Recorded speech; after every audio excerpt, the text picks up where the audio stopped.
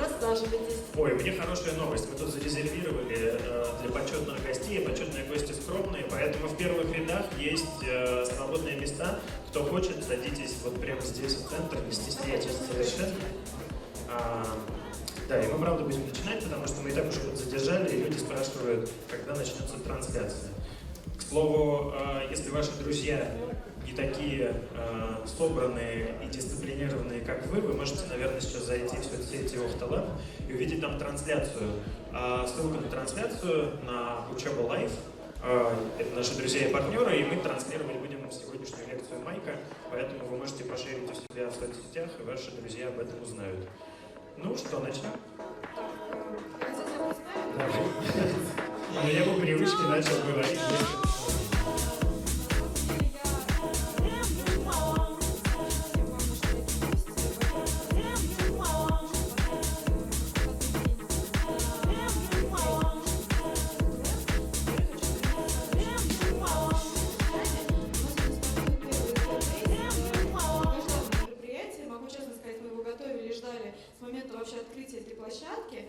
И я хочу сказать, что очень классно, что Сбербанк является нашим партнером в таком полноценном смысле этого слова, потому что партнер не только поддерживает мероприятия, которые мы проводим здесь сами, но и разделяет всячески наши цели и ценности, и интересы, и задачи сделать эту площадку максимально интересной для самого разного круга аудитории, для самого разного круга посетителей. И вот тема диджитал-технологий, которая у нас, на самом деле, достаточно широкий уже спектр тем, который здесь охвачен, она еще не была охвачена нами, и Сбербанк приносит эту тему в пространство Охталаб, что очень здорово, и она будет представлена эти 2 дня самыми, мне кажется, интересными форматами, лицами и всевозможными историями кино и лекции, и я вам очень рекомендую.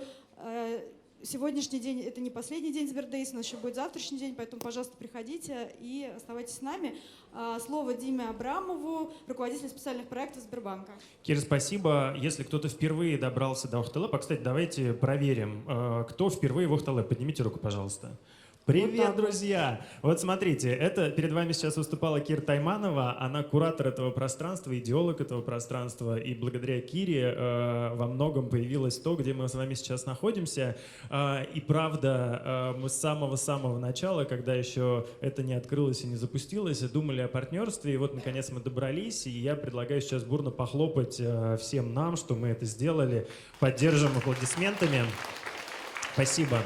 Я коротко очень расскажу про суть всего затевающегося, зачем мы это делаем и почему мы начинаем это делать здесь, в Петербурге, в Охталаб. Но Кира, в принципе, уже сказала, что мы хотим привнести в это пространство и в этот контекст больше содержания про технологии, про диджитал, про будущее, про то, как меняется наша с вами жизнь прямо сейчас благодаря гаджетам, благодаря интернету, благодаря всему тому, во что вы сейчас смотрите, постите, шерите и тем самым забиваете канал интернета. К счастью, у нас есть запасной, и благодаря запасному будет трансляция. Ну так вот, про диджитал, про технологии мы будем разговаривать здесь не только сегодня и не только завтра, но и я надеюсь, что как минимум в течение ближайшего года.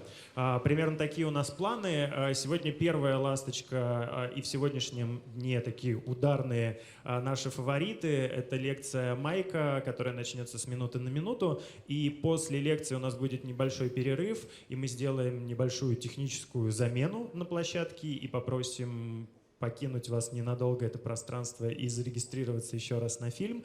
И в 18:00 мы начнем показывать новый шикарный фильм культового режиссера-документалиста Вернера Херцога. Фильм называется «О интернет. Грезы цифрового мира». Я знаю, что он в Питере есть на нескольких площадках в прокате, но не на многих. И, в принципе, это довольно эксклюзивная штука. Спасибо BitFilms за то, что помогли нам сделать сегодняшний показ. Он начнется в 18, напомню. Там, по-моему, регистрация еще есть. Если вдруг вы не регистрировались, попробуйте это сделать. А что касается завтрашнего дня, он еще более хардкорный, он еще более про технологии. И, собственно, это то, чего бы мы хотели делать здесь на протяжении длительного времени от нашего департамента. Вообще, как вы понимаете, Сбербанк — это очень-очень большая структура. Больше 300 тысяч сотрудников в нашей стране трудится в Сбербанке. И есть такой департамент, который называется департамент Банк 21 Сбербанка. Это департамент диджитальный. Он делает разные цифровые продукты для вас. Вот если вы пользуетесь нашим мобильным приложением Сбербанк онлайн, поднимите руку, кто пользуется Сбербанк онлайн в смартфонах. Прекрасно. Кто еще нет, присоединяйтесь. Ну и, к слову, у нас появляются новые продукты, которые делают ребята в нашем департаменте. Это кошелек от Сбербанка, он уже доступен, его можно закачивать и пользоваться. И, скажу вам по секрету, на подходе еще один продукт, мессенджер от Сбера. Мы уже, в принципе, где-то это тихонько начинаем анонсировать, поэтому ждите. И вот, завтра будет у нас в 13:30 дебаты про такую непростую конфронтацию кроссплатформенных приложений против нативных. Если вы что-то про это понимаете, то не нужно вам объяснять, в чем соль. Приходите вместе с Байрамом Анаковым и Григорием Петровым, поразбираемся в этом и подискутируем вместе с вами в том числе. А потом у нас будет митап от нашей сотрудницы, которая работает в нашем департаменте. Катя будет рассказывать о том, как сегодня влияют технологии на программирование, как вообще продукты появляются в индустрии и что с этим делать, и какие есть точки входа, если вы хотите работать, например, в этой сфере и в этой профессии. На митап уже места, к сожалению, закончились, а на дебаты, по-моему, еще есть, поэтому в случае чего регистрируйтесь и приглашайте своих друзей. Все, больше не буду отнимать время. Майк Батчер, шеф-редактор TechCrunch, про технологии будущего, прямо сейчас под ваши бурные аплодисменты.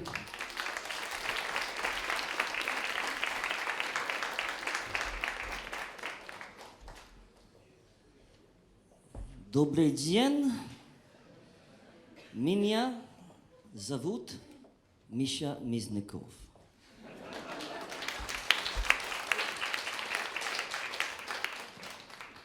Hello, everyone. Hello, everyone. Boom, you're alive. Thank you very much for coming. Oh my God, there are a lot of you. Goodness me. You've all been conned, haven't you? You don't know what's going to happen. My name is Mike Batcher in London. I am the only person in London from London. Everyone is from somewhere else. Including a lot of you guys, by the way. Don't know what's going on there. In your movies, the bad guy is normally an American, right? No? Or somebody else. In my movies, the bad guy in the Hollywood movies, the bad guy is always the Englishman, right? So I should try not to be too evil.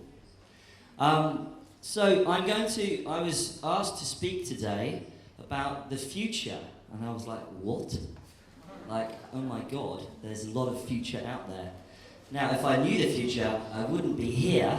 I'd be gambling and placing bets and making a lot of money. But I can have a think about what the future might be.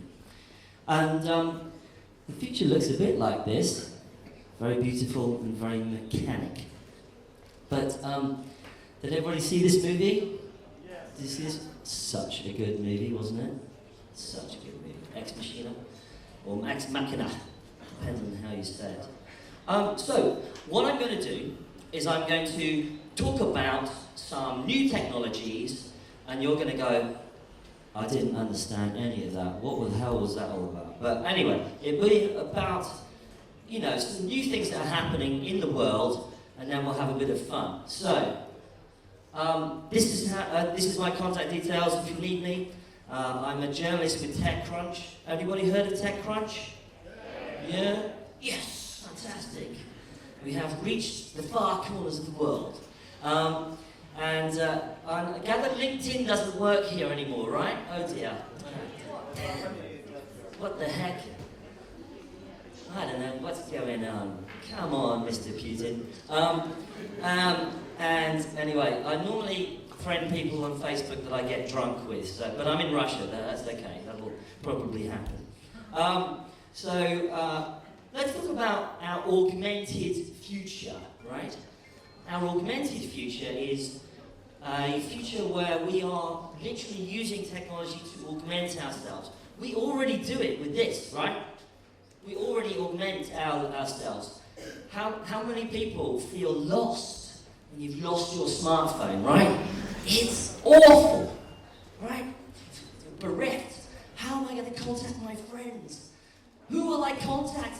How the hell am I going to get out of here? How can I have fun? How can I see people? What's that man doing? Are you okay? He's worried. When you lose your smartphone, life is tough, right? You are off the grid. Off. So, this now, that's not going to happen anymore, right? It's going to be, not really going to be possible to be off the grid. You're always going to be on the grid. And the people who aren't on the grid, I should go slow, sorry about that. People who aren't on the grid won't really exist. Sorry. Oh well. So let's talk about some mega trends, right? This is very, very big stuff. So let's talk about the kind of the big overarching trends that are going on, right? So increasingly, interconnection of people and things. Now that sounds obvious, right? That's obvious, but the thing is that you guys are now part of the grid. You're part of the software, and the things, the Internet of Things, we'll talk about that later, are integrating you into their grid rather than the other way around, right? So that increasing interconnection is really powering the world and society right now. That means it's allowing vast quantities of data, and I'm going to give you some figures later, to be produced. Every door that is opened, every Wi-Fi node that gets linked to, every Bluetooth connection, every bottle, every piece of fruit has a barcode on it now, right? And that just gets bigger and bigger and bigger, and it's happening now in real time. And also, finally, it means that all of this data and the software is turning into the ability to make really interesting analysis and decision-making in real time. That means that that's effectively plugging you into the matrix right now, yeah? So what's going on? So this is a bit of a tough, if you're not very close, you won't be able to see this very well. But let me just explain. So, who knows what this is? Okay, who's going to win a prize? Yes? Who knows what it is? He forgets. Anyone else? I don't know what that is. What is it? You try. Okay, I don't know what that is. It sounds great. Say it again.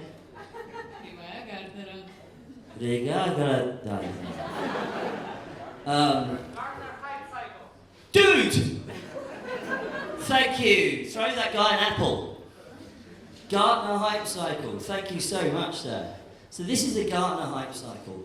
So Gartner's a big, international analysis firm, and what they do every year is they come out with what the hell is the future? That photograph's not going to work. But anyway, you can Google this. But so what's going on here is we've got some trends. So if you look at the red one, more than 10 years, smart dust. Woo, that's super sci-fi, right? So that's really not going to happen for at least another 10 years. But that's right at the beginning of the hype cycle. So that's what people are talking about going, oh my God, this smart dust is going to be amazing. Smart dust being able to cling to things. Did we turn off the lights? To obviously 4D printing, neuromorphic hardware, that's hardware that can plug into your brain, human augmentation, all of these things very, very early, but super amounts of hype. Kind of stuff that gets written on TechCrunch all the time. Right, and right at the top, of course, is machine learning, which machine learning, if you're in technology, is very common now. People know about, talk about machine learning all the time, right? And so that's going to start going down a little bit. And autonomous vehicles, okay, that's going to come in the next 5-10 years, but it's still hypey. It's right at the top of the curve. Tesla's getting more intelligent, etc., etc. Apple may be working on one. And then right down here, are things like this. Augmented reality, which is like the basic augmented reality is Pokemon Go, right? Hilarious. And then over here, virtual reality. So what this means, actually, if you translate it, is that there are a ton of technologies ready to go, really to start motoring and go amazingly fast. And they're really at this hype cycle, and only a few are actually starting to kind of turn into something. Because when they get to over here, this says July 2016, by the way. If they get to here, they're starting to gradually become more mainstream, right? And that's what's going to happen with virtual reality. Now, I'll explain why virtual reality is going to be really, really interesting over the next few years in a minute. But that gives you a flavour of the amount of technologies are coming through the pipe, right? Enormous wave of innovation happening right now. So let's look at some key tech trends, some key ones. Things that you might read about in TechCrunch, of course, TechCrunch. Now and again. So, Internet of Things, obviously, we're all familiar with this kind of term now.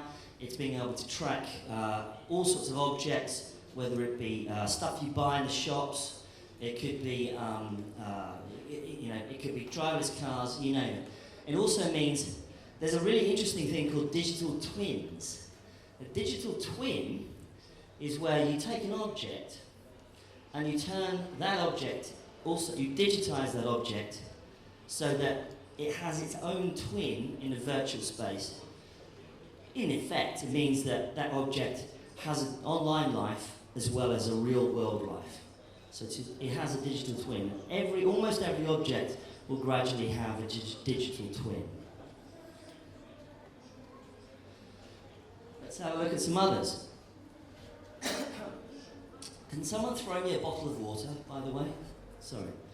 If there is a bottle of water somewhere around, that'd be great. Thanks, Lara.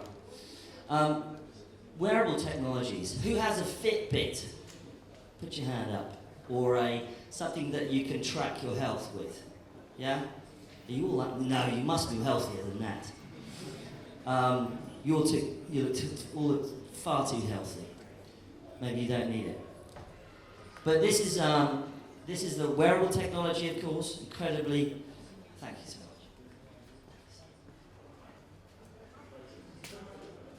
Wearable technology taking off, becoming mainstream. Fitbit, by the way, was launched at TechCrunch Disrupt in San Francisco a few years ago. So, just goes to show you how early we were with that. So wearables, of course, going to be big. Multi-dimensional printing. Now this is everything from 3D printing. You've all seen the plastic extrusion, 3D printing, of course. Wearables, but also now turning into things like bioimplants, biotissues, and even 4D printing of pharmaceuticals using atoms and really down almost to the molecular level.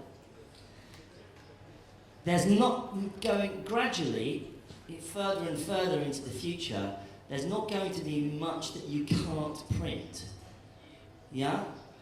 Eventually, we can try and start printing living tissue or printing living organisms. That's going to be very interesting. I hope they're good looking. I also think that privacy is a big, big mega trend. who are going to be the people who have the most privacy in the future? Well, the answer is the people who can afford it. Yes? Because we are living our lives now, putting our lives online, putting all of our data online in return for free products. And as the old phrase goes, if you're not paying for the product, then you are the product. I'll just say that again. If you're not paying for the product, you are the product. And if you don't want to be the product, then perhaps you're going to pay somebody to take you off the list. You want privacy, maybe you will have to pay for it in the future, right? And of course, now, I think, with the election of some rather interesting individuals like Donald Trump, it's just going to be beautiful. It's going to be so beautiful. Beautiful, beautiful. Oh my God. So beautiful. What else did he say? Bigly. Bigly beautiful. Bigly beautiful. Bigly beautiful. There'll be a rise of apps which will give you that privacy, right? Some like you, I'm sure you all know the Pavel Durov Telegram thing. I don't know if that's been hacked or not, maybe. Threema, Wicker, Zendo, there's a bunch of them. So there's going to be a rise of that. Interest in privacy. Now, here's the bit that I think is going to be very interesting. Who's done a Samsung headgear? You know. Who's done that? Lots of people? Okay. Has anyone done room scale VR? Where you like move around? Oh my God, isn't it good? It's better than drugs. Isn't it? Okay, maybe not. It's really good. Isn't it good? And room scale VR is really fantastic. It's really puts you in there. It's in 4K. It's high resolution. It's incredible. And it's a three-dimensional space. And the reason why I think virtual reality will overtake augmented reality is very simple. The same reason that posting to a bulletin board or a web blog was completely taken over and almost destroyed by social media. Because once you make these technologies social, what you end up with is an incredible, it's a drug. You've invented a new drug, right? If you ever get a chance to do social VR, especially at room scale, where you can move around, and you can move objects, and you can pat people on the back and hit them, and it's great, kill them, etc. with imaginary guns, then you will know why social VR is going to be amazing, right? And the venture capitalists right now are investing in startups that do social VR because they know it's going to be big. So watch that space, ladies and gentlemen. And if you're an entrepreneur, if you're a startup and you're interested in doing this kind of thing, then I would really say, really go and look into it if you're really interested in that sort of thing. What else have we got? Mobile. Now, the one thing that's interesting here is that people now spend an average of 89% of their media time on mobile apps. That means the TV doesn't really exist anymore. Your media is in front of your face all the time. So media spend, advertising spend, has to be in front of your face now. And that's why so much advertising has been smashed into the mobile. That's why Snapchat has become one of the biggest advertising platforms for video in the last few years, because that's where you are, right? And that's where advertisers want to be. Now, connected vehicles. Now we get kind of like crazy, because this is really cool, of course. Tesla updates its software for over the air. Now, what does that mean? Well, it's very simple. It means that if you're driving a Tesla, you're not driving your Tesla. No. Doesn't sound right, does it? Whose Tesla am I driving? Huh? Exactly. It's updated. I'm not driving my Tesla. I am driving the sum total of all Teslas that have been driven, because all of the data that those Teslas produce is going into the software that allows the car to become more and more intelligent, better and better at driving itself, better and better at becoming a driverless car. So I'm not driving my Tesla, I am driving all Teslas at that one point. That means it's impossible to beat that. There's no other, right now, there's no other car maker on the planet that can beat that. Not Ford, not GM, not insert Russian brand. What's the Russian brand? Prada? No? Prada? Do they make cars now? Wow. They must be really stylish. Does that mean Lada is going into clothes? No, okay. Prada cars, of course. Prada driverless cars. And now, of course, Apple is also working on Project Titan, codename Project Titan, which means that nobody really knows what they're going to be doing. Nobody really knows if they're going to make a car. But they do think that they're going to build a platform so they can envisage what the future of cars are, what the future of transportation is. And nobody knows if you're actually going to be able to drive a car. Imagine if Samsung brought out a car. What have you got? I've got the Samsung Note 7 car. Oh shit. I love those announcements on airlines. They say, if there's anybody carrying a Samsung Galaxy Note 7, please contact. Please throw it out the window now. Oh my God, gonna kill us all. So Samsung, please don't make cars, otherwise they might start exploding. So, but of course, it's not driverless cars that are really the most interesting thing. It's driverless trucks. What was the company that Uber bought recently? It was called Otto. What does Otto do? Oh, hello, sir. Are you putting your hand up? Okay, he's too shy. It's a big truck haulage company, and what they're going to do is going to convert many of those trucks into driverless trucks. Do you know what happens then? That means truck drivers just sit back and they just become like security guards for the truck, right? But actually, in reality, gradually they will disappear. Because in fact, the really interesting thing about driverless trucks is that when you get a big driverless truck, or a big truck, right? A normal truck, ice road truckers, let's go to Siberia. You need a really big truck because you're only going to send one big amount of stuff in this truck a long way. And you've only got one human to do it, right? Fire and forget. Go to Siberia. Done. When you have driverless trucks, you don't need to do that.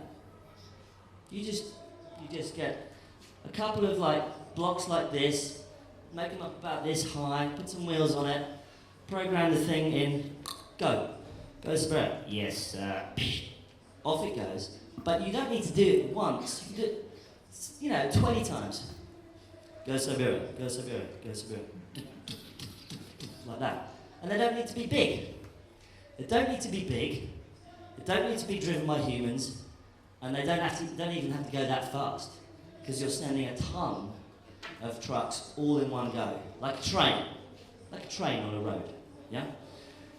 So, if your uncle is a truck driver, tell him to reskill. Okay. Or your auntie.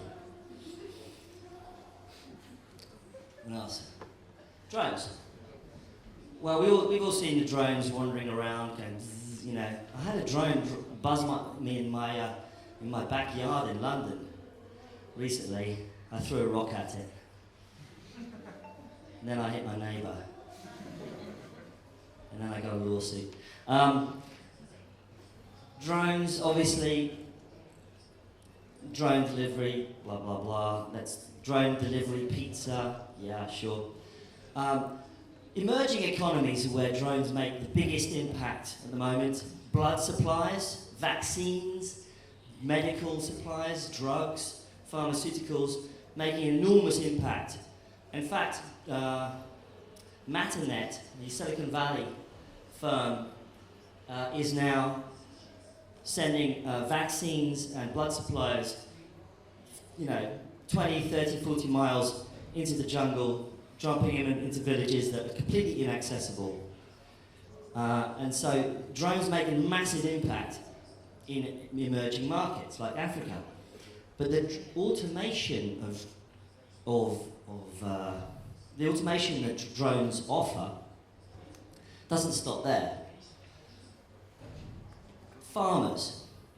How many farmers need to spray their crops?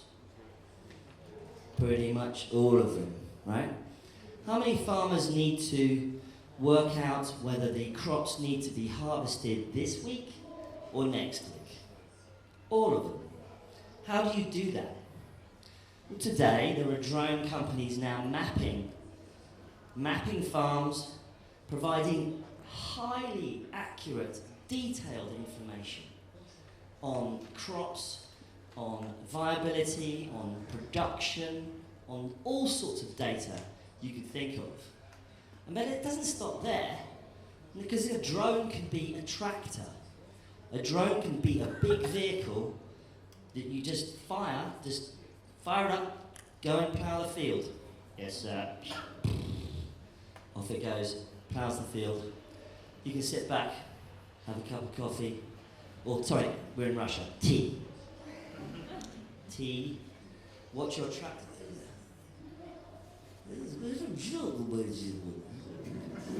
Very good. Marvellous. So who needs? Yeah, what happens to all the people working on the farms now, right? That's a big an issue. Okay, so you got your uncle, who's a truck driver. Maybe think about, maybe go and be an artist, something like that. You got your cousin on the farm. Dude, learn how to fix robots. Now, okay? So, there's a prediction that up to 60% of human work will disappear in the next 20 years. It'll be done by machines, it'll be done by machines which are employing artificial intelligence. Yeah? So we have to start dealing with this now. We have to get our politicians on board. We have to ring them up and say, Mr. Putin, what's my job in 20 years, dude? Come on, man. Can you come and think about this, please? No? Thank you. Phone goes dead. We're going to have to think about this because it's a big, big issue. Okay? Right. Let's move on. What the heck's going on here? It's Richard Branson. He always crops up everywhere. Now, this is fun. Has anyone seen Formula One cars? Yeah. Right? Formula One cars. So now there's a formula called Formula E. Formula E is like Formula One cars, but with electric vehicles. They go almost the same speed. They don't make the same noise, which is a shame, because it's quite sexy, the Formula One noise, right? Love this microphone. And what these guys are doing now, but they're going all over the world, doing Formula E, Dubai, I think they did it in Moscow, didn't they? Did they do it in Moscow? Was it Petersburg? Yeah? You sure? It's Sochi. Yeah. They did Formula E in Sochi. And they did Formula E in, where else? They did Formula E in London, they did Formula E, Monaco, etc., etc. What is it? Just a bunch of people with their entourage driving around in electric cars? No. What are they doing? They're thinking about how to create smart cities. It's a Trojan horse for looking at a city, planning electronic infrastructure, electric infrastructure, and for those companies that back Formula E to go to those cities and go, well done for Formula E. Now let's talk money, let's talk projects, let's talk the future, right? So smart cities, so Formula E is actually a way of talking about smart cities in the future and smart infrastructure. So also, you're all now a platform. Yes, my pretties. You're all going to be hacking yourselves. Oh my God, I've got a hangover. Let's take a nootropic drug. I feel better now, amazing. You want to have implants? Yeah, okay, implants, yes, I know, implants.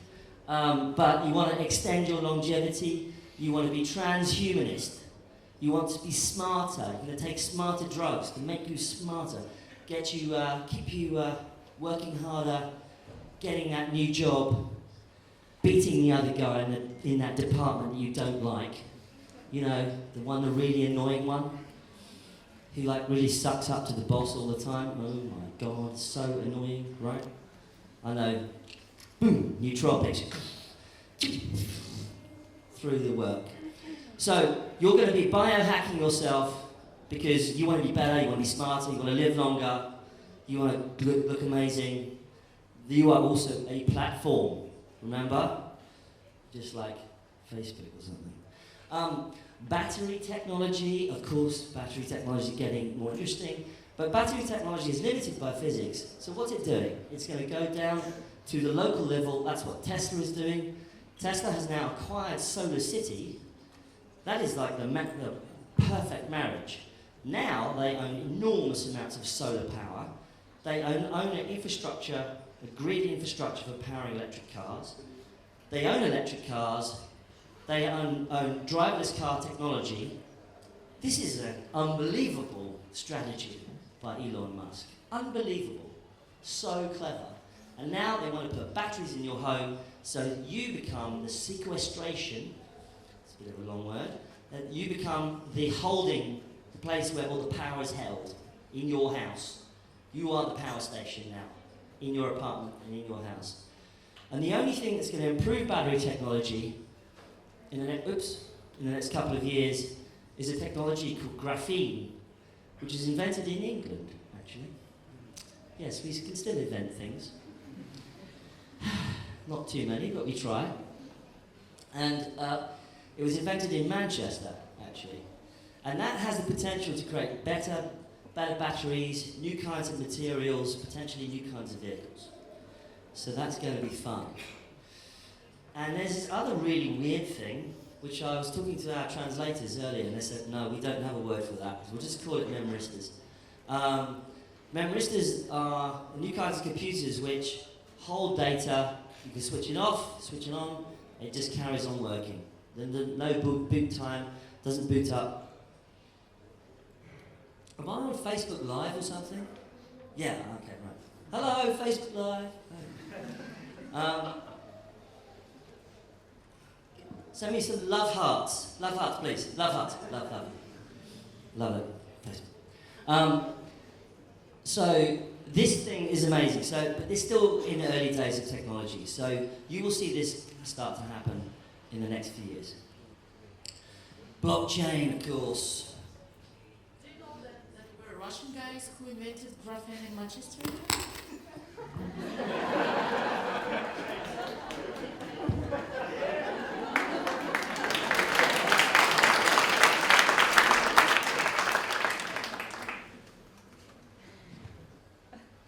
Thank you.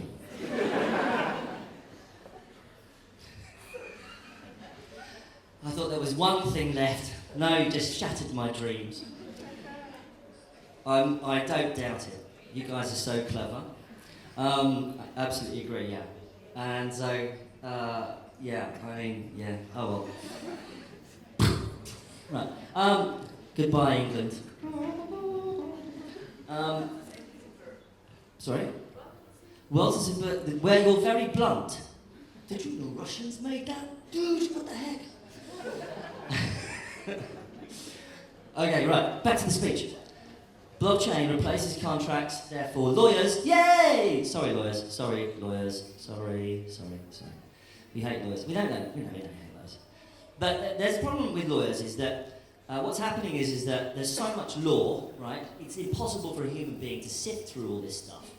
So a combination of machine learning, artificial intelligence, and blockchain mean that a lot of low-level legal work literally just goes into a machine now, eventually.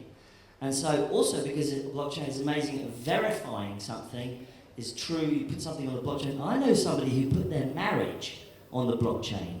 How about that? They were hipsters from San Francisco, and it's a true story. Hipsters from San Francisco, and they went and got married in Burning Man. Oh yeah. You know Burning Man? Heard about this crazy place? In the desert. Nobody wears any clothes. Sounds awful. And they burn a man and stuff like that. But they also got married in Burning Man, and they put their marriage on the blockchain. So they didn't get a priest, they got a computer. So that's quite funny, isn't it? But anyway, so blockchain is very interesting, and so low-level contract law, verification of menial stuff just goes onto the blockchain. The Bitcoin thing was just a sideshow. So here's some other cute examples. Smart lenses.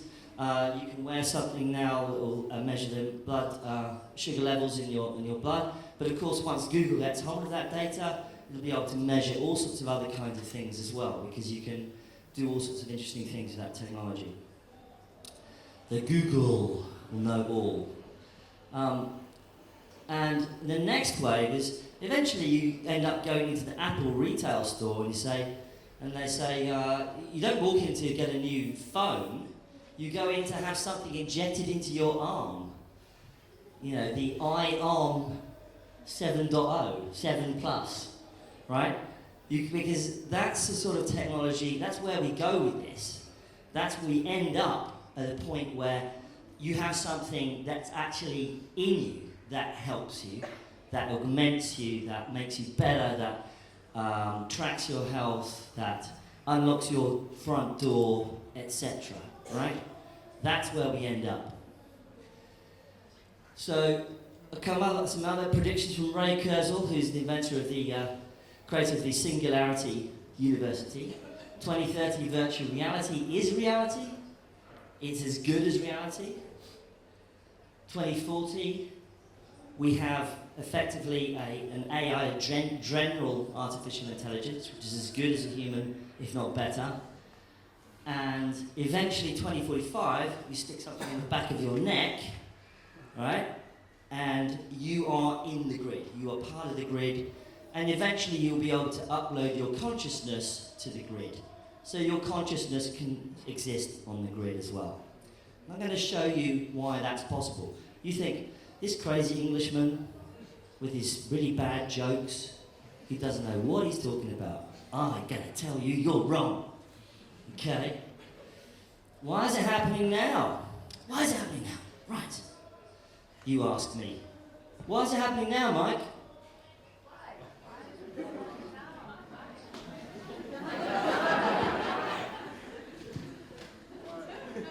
Tough crowd. Why is it happening now? I don't know. Why is it happening now, Mike? I'm going to tell you. I'm glad you asked. I'm really glad you asked. Thank you. That was supposed to happen there in the speech, and you just came out and said it completely spontaneously. But why, Mike? Why? AI plus robotics. Artificial intelligence. Well, it's a broad umbrella term. We've had old terms, practical intelligence, natural language, understanding, deep learning, yada, yada, yada. Lots and lots of phrases for this. And it may be 100 years before a computer beats humans. It go maybe even longer. 1997. You were not even born then, I'm sure, right? Well, maybe you were in primary school or something. You know, I was obviously in primary school then as well. I don't remember it either. But that was in 97. Go is supposed to be the most so complicated game ever invented. And yet, this year, AlphaGo, the program created by DeepMind, actually won. And it beat the humans at Go. And so, what is this? Well, it's a neural network. You get your phone out, you've already got AI in there, because it is capable of neural network technology. When someone sends you a text message and it says, "Can I meet you next Monday?" It's working out, and it underlines it, and you click it and put it into your calendar. That is the neural network inside your smartphone working, right? And so it's been used for lots of different things: virtual assistants, Siri, Cortana, Google Now. We know all of these things, and of course, self-driving cars, which I spoke to you at length earlier about, and now, of course, into Alexa, which you can now buy from Amazon. Is Alexa out here yet? Or Amazon Echo? Can you buy it here? No? It was invented by Russia? We still have Alexa. It doesn't matter. Okay. I'm kidding. It's gonna be, and of course Google has Google Home now as well. So that's gonna be really cool. And of course, the other one thing about this, supposedly this listens all the time, so it's always constantly listening. It's like having the CIA in your house. How cool is that? Kinda. So what's the numbers on this? Right, Crunchbase. It's part of, it's a sister title to TechCrunch. It's a database of startups. Last year, 838 startups using AI in Crunchbase. In the last 5 years, VC investments increased sixfold, and that equated to $1.5 billion of investment. So AI startups are really hot. Look, while we were all kind of trying to do apps and stuff, in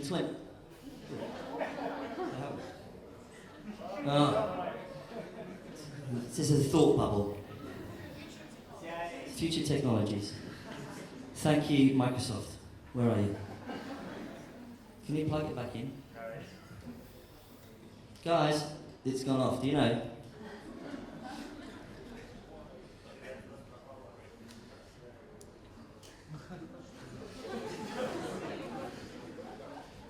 Did somebody kick the cable out? Hey, thank you. Okay, so while we were all doing apps and startups, 2014, the venture capitalists were investing in artificial intelligence. 2, maybe even getting on 3 years ago, right? So they knew what was happening. And already last year, it was already up to the same amount. So you can imagine what's going on now. So why is investing in it? Because deep learning neural networks solve very complex problems. Okay, why now? Vast increase in processing power, fuel, data, digitization, Internet of Things, Moore's Law, computing power doubles every 2 years. Now here's a fun graph. Here we are, 2000. Here we are, 2020. We're about here. There, up to there. That's the one mouse brain. So we've got one mouse brain. Yay us. One mouse brain. And then human brain, about 2030. One human brain, general artificial intelligence. And then all human brains, 2060. Okay? Set your clocks running. Okay? Let's see if this happens. Because that's the projection. And you said, Mike, you don't know what you're talking about. There's the graph. Okay? There's the graph. Thank you. Okay. Now, think about this. What does this mean? This is a Cray computer from 1985. Cray computer, cost a lot of money, quite heavy, bit tough to carry around. You know, put it on your back, maybe. Bit tough. 25 years later, exactly the same amount of computing power fits in your pocket. $400, 400 grams. 1.7 gigaflops. 5 years later, fits on your hand. Okay? So that's how fast this stuff is moving. And there's the graph, how fast it's going, right? Fits on a wrist. Price per price per transistor is falling all the time. Transistors made per year is skyrocketing. And there are more transistors made every 0.1 seconds there are stars in the galaxies. There are a ton of these stuff. 44 times increase in data. That's why this is happening. And it's all down to what's happening is Mark Andreessen from Andreessen Horowitz, the most influential venture capitalist firm in Silicon Valley. He says software is eating the world. And that's exactly what is going on right now. Exactly what's going on. So, AI's getting your crops in, it's getting you off parking tickets, and it's even starting to create songs. An AI future is inevitable. Here's Spot the dog from Boston Dynamics. Isn't he cute? Or might be a she, I'm not sure. Can I tell? No. Such a cool griff. So the trouble with AI though is it's really specialised. It can really only do one thing at a time and one thing really well. You know, everyday tasks.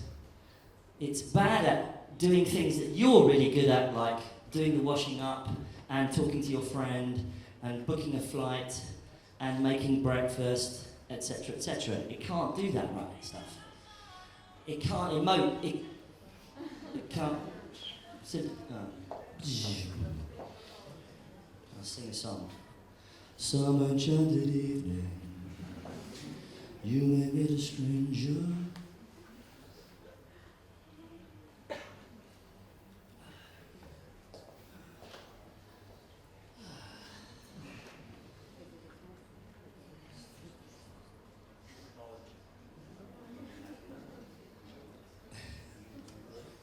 It's just like a little thing, isn't it? That's why they have to be scary, because somebody will put something like that, money, and then it will just It'll fail there, like a projector. Oh, it works. It's just a cable. It's always a cable, isn't it? Everything should be wireless. Right, so AI can't yet emote, empathise. It can't learn without data. It needs data to understand, to learn. It can't handle a situation it hasn't encountered before. And it can't range a broad range of situations, set its own goals. It can't feel, right? Now, it can't feel, right now. But in narrow domains, it exceeds or betters a human being. It's better at detecting errors in photographs.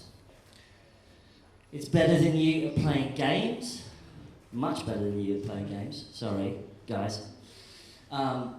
It's better large parts of driving, as we said earlier.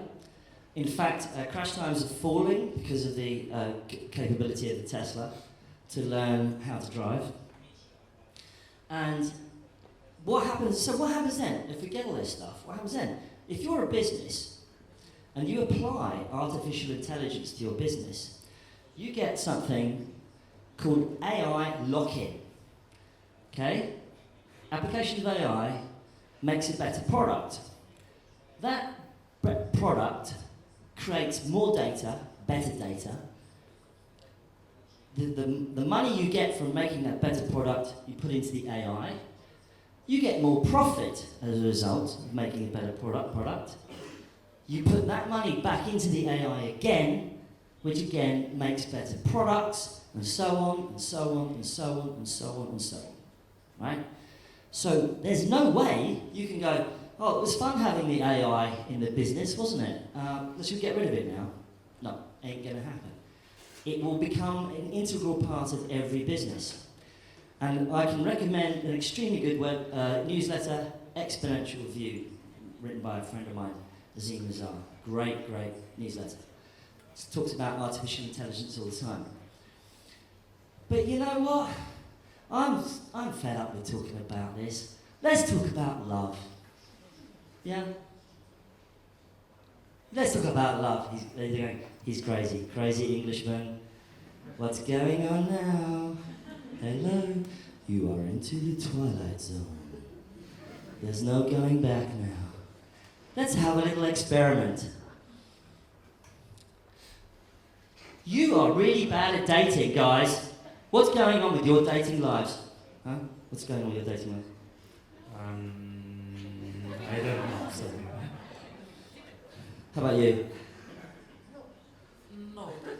No dating? Who's dating? Who's dating here?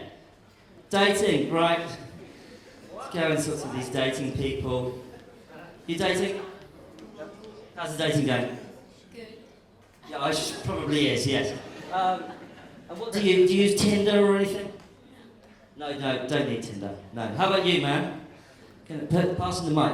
Tinder's fine. Tinder's fine. Yes, okay. We're going to talk about that. Right now, you guys are really bad at dating, and you need help, basically. I'm sorry, but you need help, and I'm here to help you, okay? Here's the issue, right? Yes, you can clap. Thank you. Yes. Yes, Are you okay? Somebody give that lady a hug. The dating's not going so well. AI is going to help you get the dating right, okay? It's better at matching you than you are, right? AI is your friend. AI is going to be your friend to find you your true match. Because AI plus your data, this is a terrible track, wasn't it? What was it, Saturday or something? Spotify is your next date. How excited are you? Yeah, you happy? You're pregnant.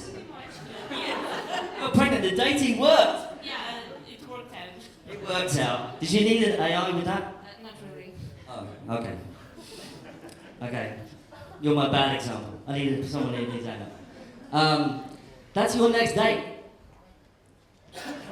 So, here's what happened. A researcher took artificial intelligence and algorithms and AI and applied it, predicted attraction on Tinder with 68% accuracy. Yeah? You need those odds, don't you, in your dating lives? Don't you? You need those odds.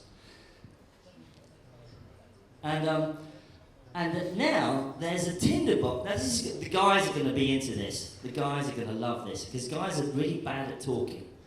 They're so bad at, like, you message them and they go, yeah, hi. How are you today?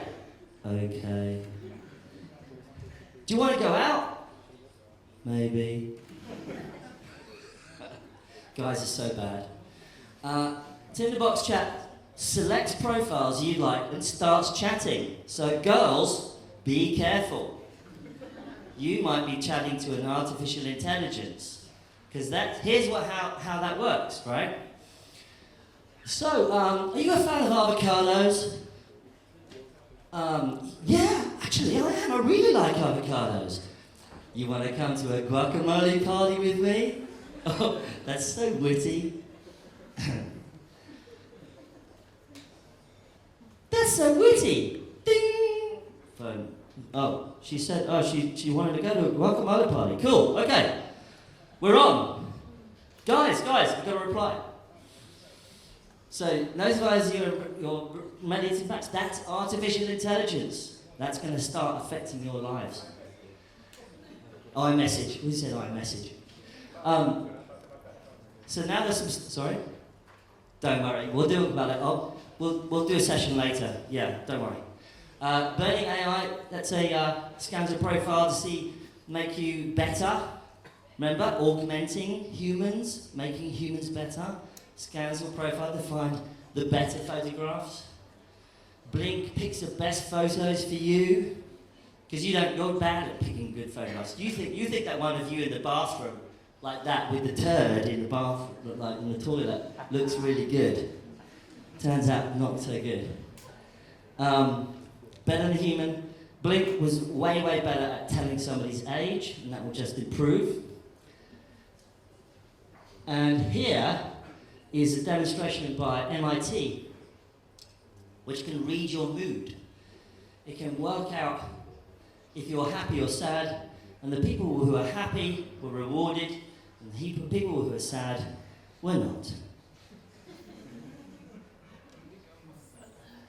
Coming to a dating app near you.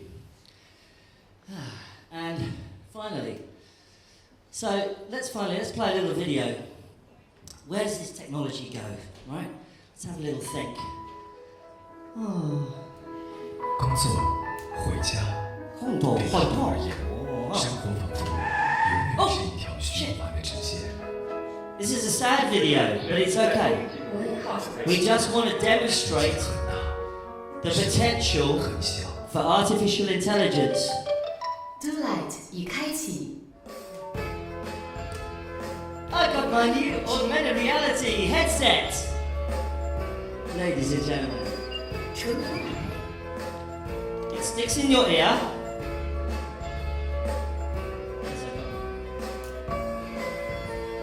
With a little camera. 绿灯向前实现通过斑马线。顾客徐辉， You can read the face.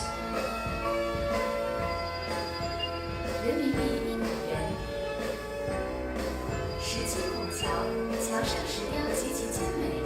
It's helping me in my daily life. 融入、感受、消耗、传递， And 我 helping me 们 to 其实 learn how to 都 weave 是平 baskets. 等的。Daylight 带你看世界。 Badu Light. Do you want to get one? Yeah. It's cool, huh? Sorry, it doesn't exist. But it probably will. Because all it needs to do is sit in your ear with the camera and tell you what's going on around you. Now that is a fantastic demo for something to help a disabled person, a blind person. But there's nothing to say you couldn't use that technology as well, because the AI plus robotics plus machines plus you makes you more powerful. And where's that going to end up? Snap spectacles, huh? Right? That's going to be interesting when we're walking around with our snap. Why do you think I wear spectacles now? Because I just want you to get used to it. Okay? Snap spectacles from Snapchat, the new product from Snap was called Snapchat, now called Snap, which will record Snapchats up to your account from your glasses. And of course, we could eventually embed AI into that and tell you things about the world that you didn't know before. But anyway, you know what? It's all very well talking about AI and the future and us and how we're going to get better, but why is there no fun? We need fun. Let's have fun. Remember fun? Us plus AI, plus machines, plus new technology, we can make beautiful music together. So ladies and gentlemen, let's make beautiful music with our future overlords, our future brothers and sisters in AI. This is some music made by an AI and with humans overlaying a melody. So ready? After me. Ready? Have to clap. Come on.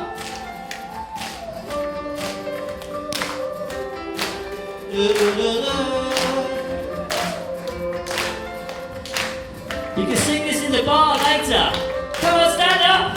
Stand up. Come on, stand up. Sing the song.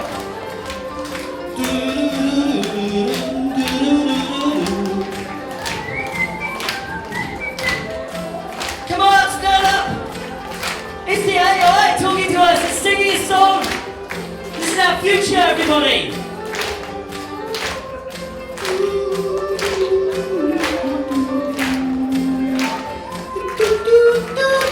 Do you like my singing? It's good, isn't it? Yeah!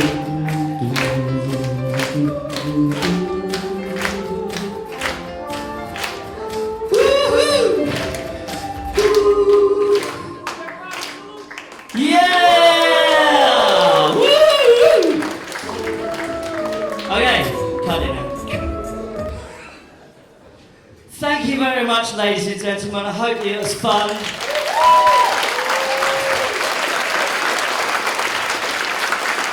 You've been a great audience. You've been a great audience. I hope to see you again at some stage. Thank you.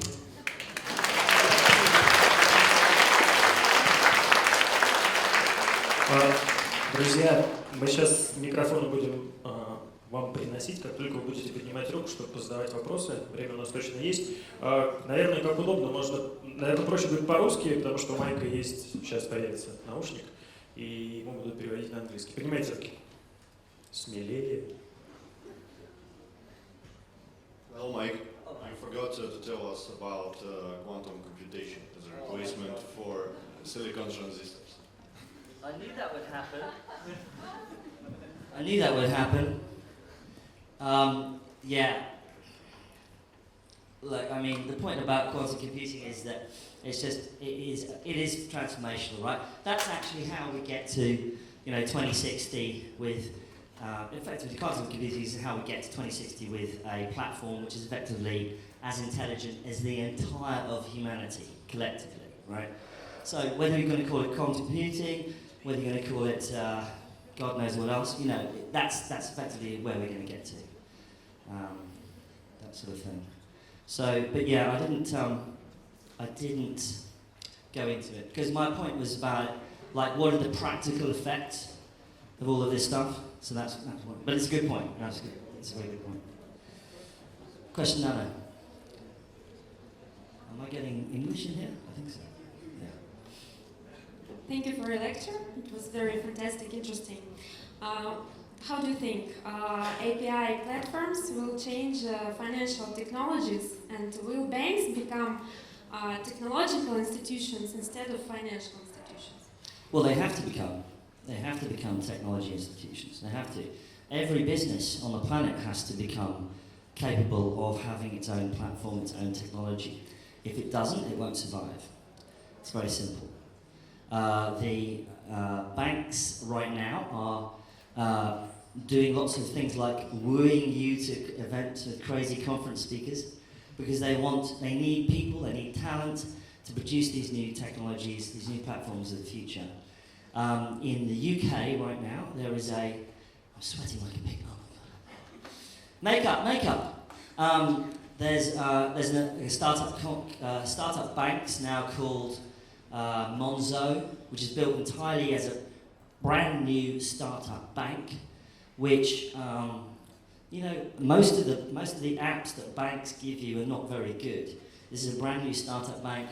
It tells you where you bought stuff. It tells you your spending. It tells you information, data, location-based transactions. It's really, really cool, really useful. And they couldn't do that if they hadn't built it themselves. And that's a new kind of startup bank that will threaten the big and incumbent banking systems out there, banking institutions. Good point. Can I also ask, have you heard, of course, of Level 39? Yeah, it's in London. Yeah. In London, yes. And what is the future of corporate banking, in your opinion?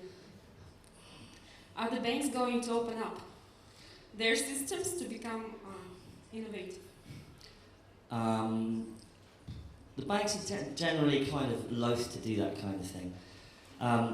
In truth, most startups do actually have to work within the strictures of the existing banking system, right? The really new startups are going for their own banking license, so their own bank, and they can do their own technology so long as it fits in with the payment platforms, payment mechanisms of the existing ones out there. Corporate banking, I don't know, I hope it kind of goes and dies, really, because I can't stand corporate banking. Or investment, I think it's investment banking we all can't stand.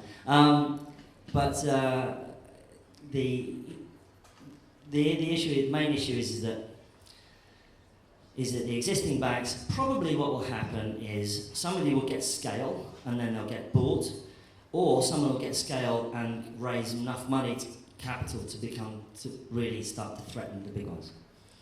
Thank you. Some more ones over here. Okay. Yeah, I'm Olivia. So thank you, first of all, for a very interesting lecture. But my question is about bots. So there's a lot of talking about bots in general, and I don't know, it has Have become... bots been talking to you on Tinder again? Sort of. Yeah, Yeah, I it's know. so annoying. I know. Tell me about it. So the question is, do you believe that the concept is overestimated and actually they're useless, or do you believe in the future of bots? Well, I think what you got to do, like when you're talking about like a chatbot or something like that, bots are really useful for creating a new kind of user interface. Now, what's our existing user? What did we start with? You know, say 10, 15 years ago, a web page, which not everybody really likes dealing with, right? And then we got mobile apps, which are much simpler and easier to use because the UI is simpler. Now, bots can just talk like your friendly, friendly neighbourhood neighbour, whatever, How are you today, Mike? Yeah, great. What's my balance today? It's this. Do you want to do anything? Can you transfer some money for me over to this account? Yeah, sure. How much? Like a human being. And I think it's just a user interface. There are startups now that are starting to use bots to work out how to become more intelligent as a part of a wider platform. So there's a startup in Silicon Valley called Brazilian Beings who have released lots and lots of little AI bots out into the wild, and they're going to see which ones survive, and then which ones survive they will make more of, and then release them, and which ones survive from that they make more of, so that the platform gets more and more intelligent, right? Eventually it takes over your job. Simple. That's a joke. Hello, Mike. Thank you for this interesting lecture. Do you think that technology will change social interactions and politics and democracy? Because now we have more information, we can process it better, but we still have the same system as like a long time before. How do you think the technology will change, or it will not change at all?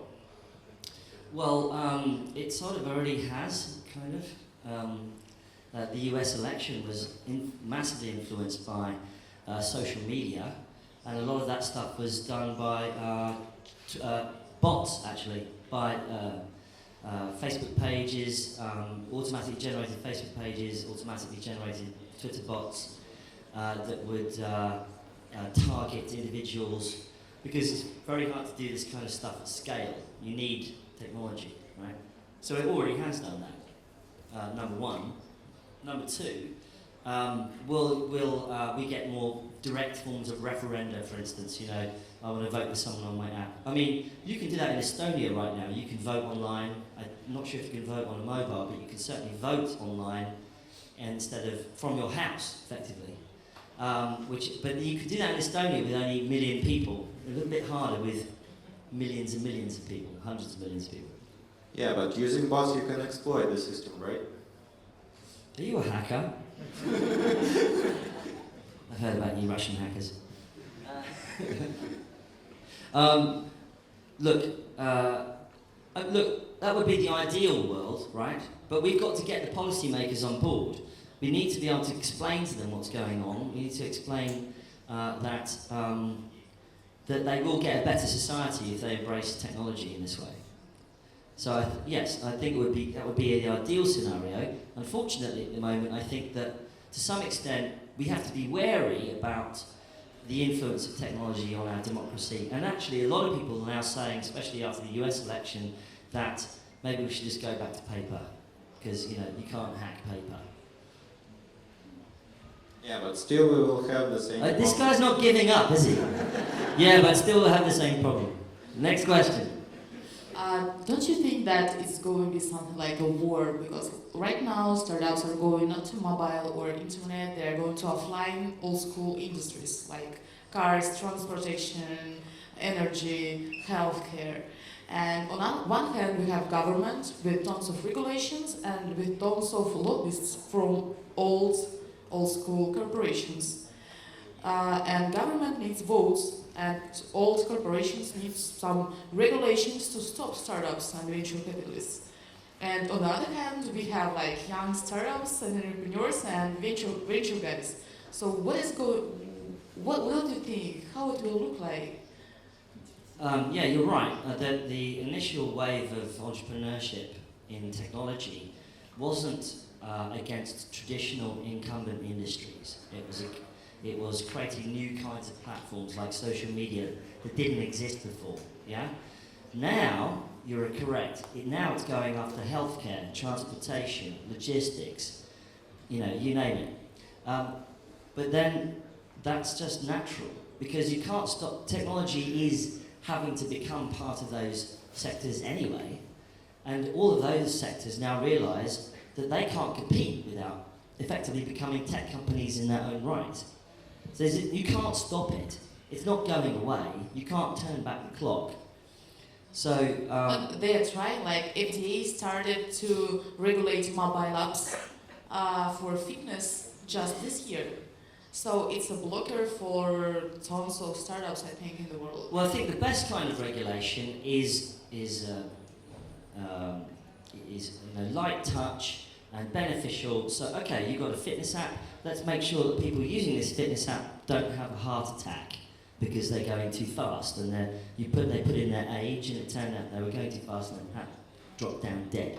I mean, that's kind of fair enough to some extent. Where it gets weird is where they, government regulations, etc., stop innovation, right? So you're right, and in a way that's happened in the music industry because of music rights. There aren't very, very few music startups because all the rights, the copyright is held by the music labels. Very hard to innovate because of that reason. Thank you. Sure. I have a question. Hi. Hello. Thanks, Mike.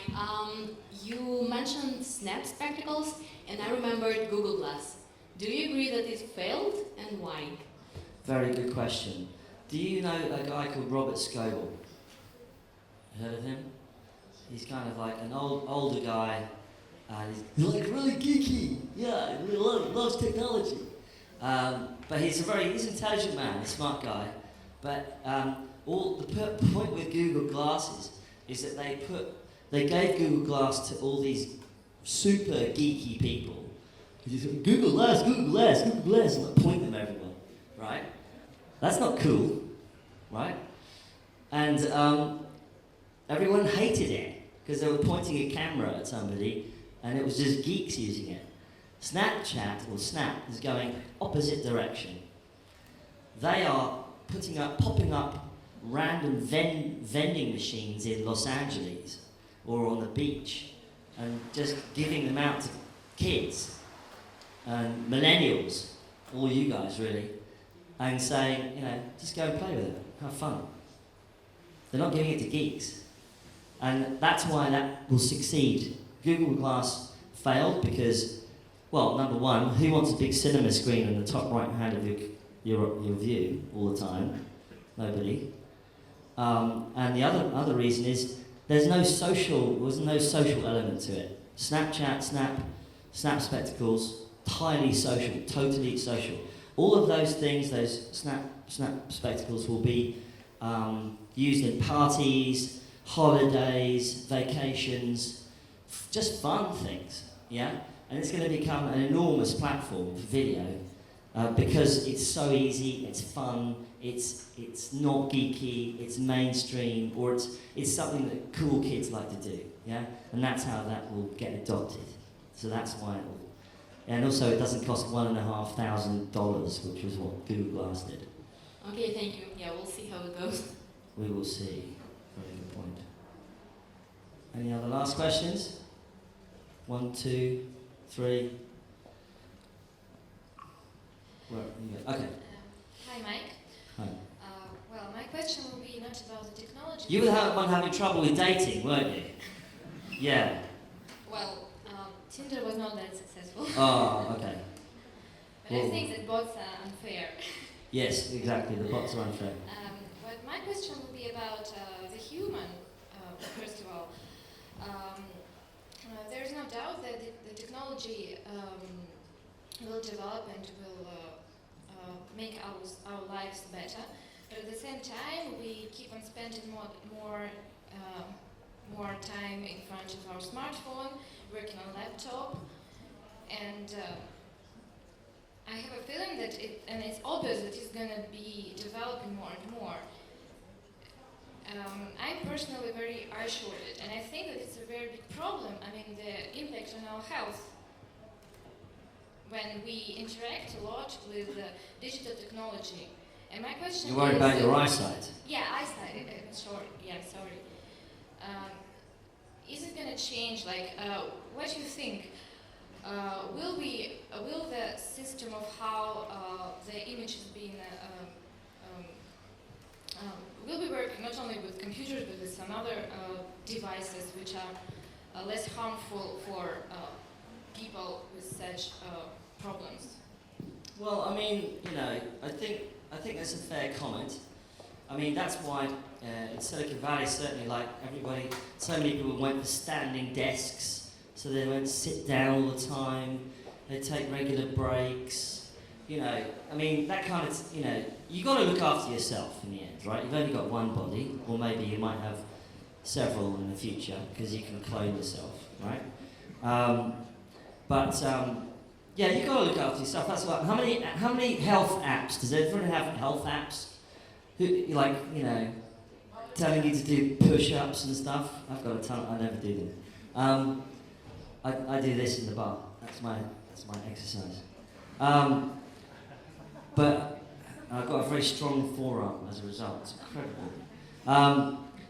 But you've got to look after yourself in the end. You're absolutely right. Yeah. But what's really interesting? Let me throw this at you.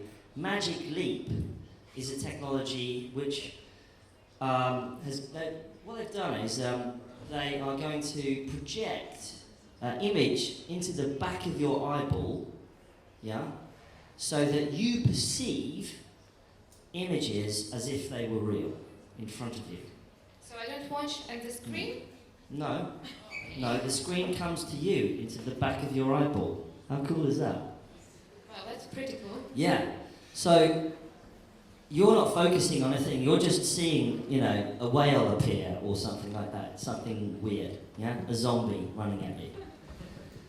Do you like zombies? Well, not really. A kind of a machete-wielding zombie.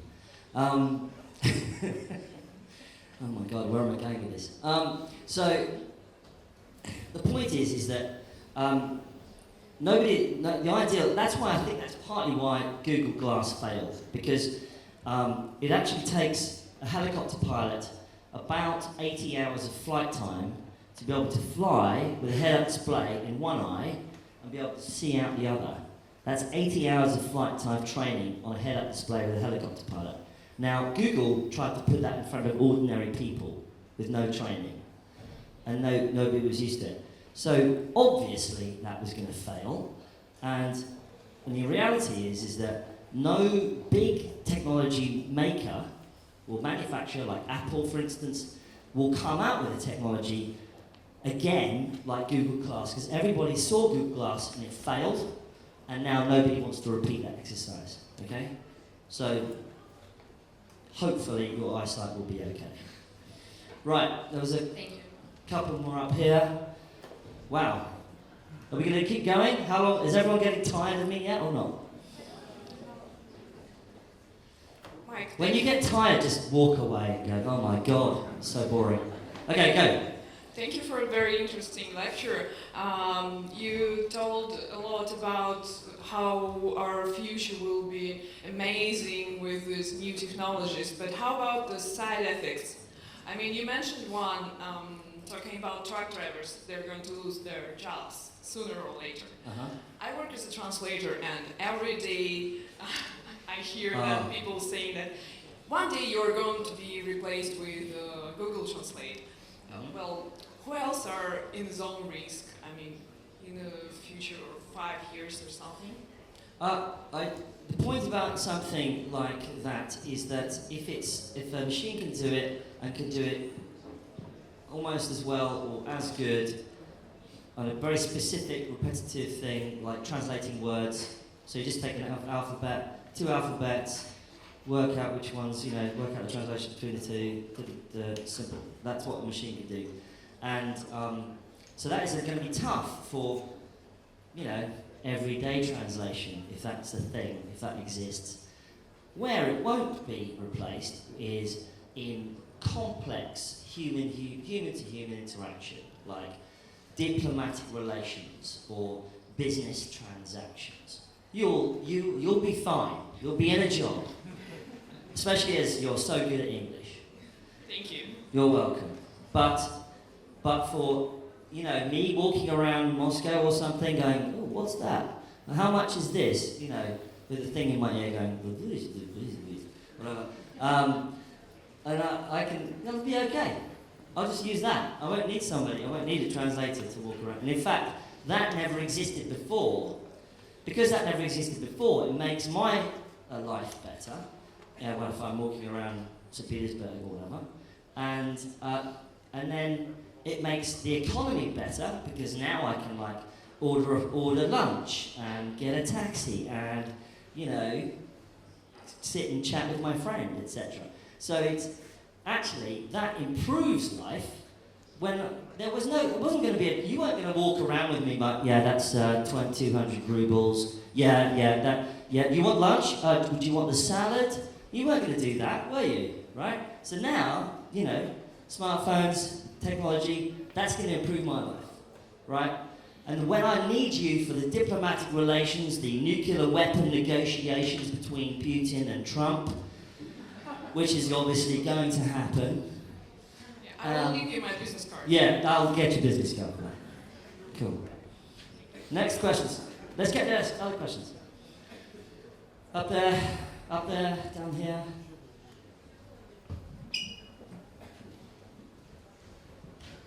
Nuclear weapons. So exciting. Друзья, я скоро приму, к сожалению, непопулярное решение, и мы зададим сейчас 3 последних вопроса, чтобы мы, во-первых, могли отпустить Майка на интервью, а во-вторых, чтобы мы могли переупаковать площадку для фильма. 3 вопроса.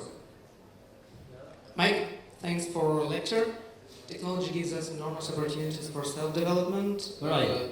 And many people are experimenting and accelerating quickly, probably those who are reading TechCrunch too.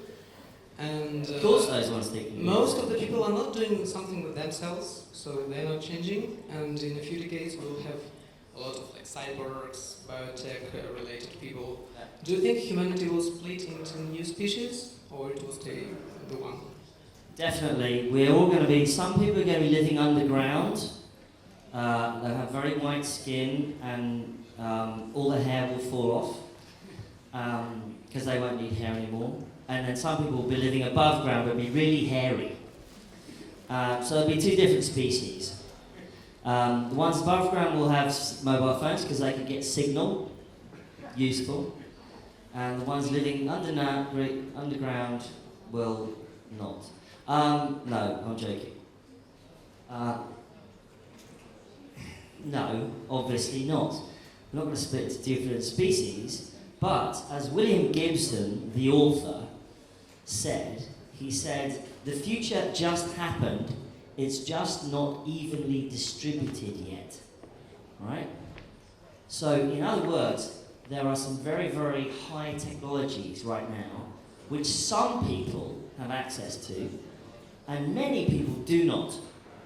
They're now only starting to deploy smartphones in places like sub-Saharan Africa where they can be transformational to small farmers, to local communities, to healthcare, to the health of children, right? Transformational.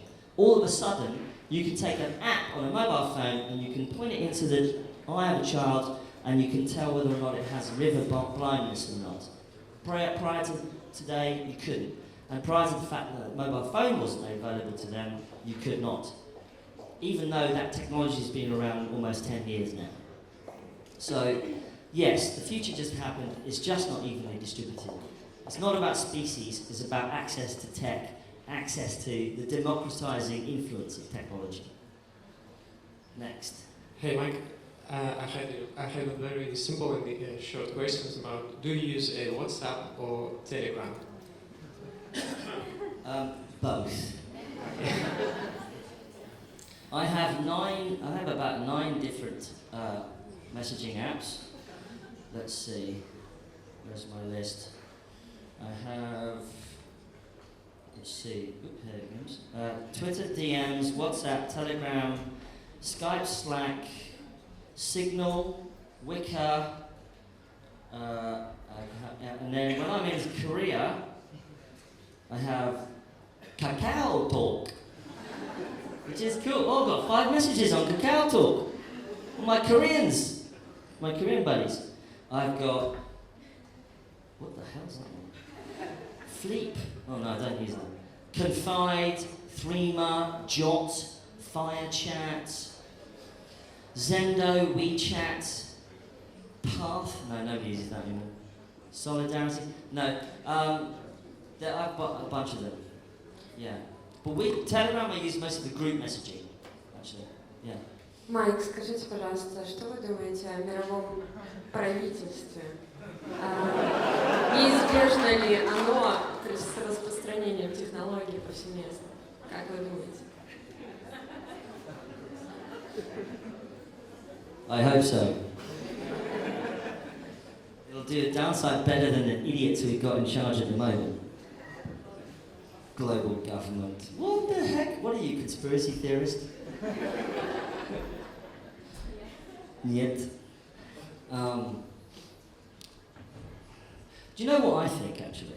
I think a lot of the tech that we have access to, we're just going to start making our own things, and even though we'll be living in a society that outwardly says, yes, you're British, or you're Russian, or whatever, I think we'll start forming our own groups underneath that, which probably won't have a hell of a lot to do with, you know, kind of the boring societies out there.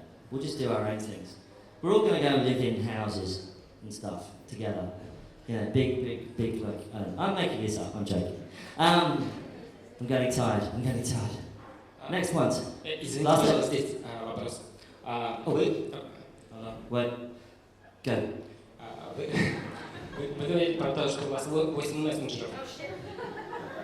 Stop!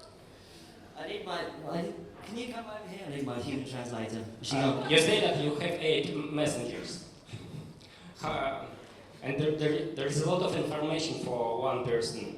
How you, for yourself, decide this problem? A lot of information. Много входящей информации. Как вы для себя... A lot of input information for one person. For you personally, how you decide this problem? Because there is a lot of messages, a lot of information, and you have limited time to. How do I deal with all the incoming information? Yeah. How you rule your rules? Yeah, I don't. It's very hard. Yeah. And the real problem is that Facebook Messenger, oh my god, so many bloody Facebook messages. Jeez. I don't. There's no real way of dealing with it. You know what I do is I ignore them. I ignore them, and then people go, Mike.